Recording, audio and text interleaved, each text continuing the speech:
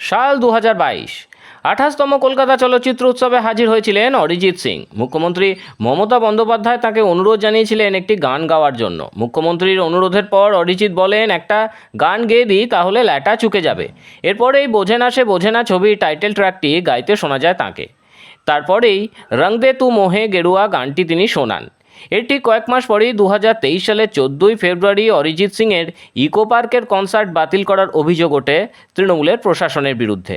এই ঘটনায় প্রশ্ন ওঠে শাসকের চূড়ান্ত অসহিষ্ণুতা নিয়ে। কাঠগড়ায় দাঁড়ায় মমতা সরকারের অসৌজন্যতা। দেখে নিন সেই দৃশ্য। আমি ওভারওয়েলমড, সবাইকে একটা প্রণাম, thank you so much.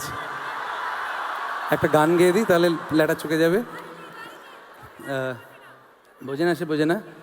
SRK is in front of me. How can I sing something else?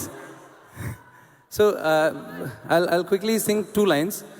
বোঝে না সে বোঝে না, বোঝে না সে বোঝে না, বোঝে না, বোঝে না, বোঝে না, বোঝে না, বোঝে না, বোঝে না।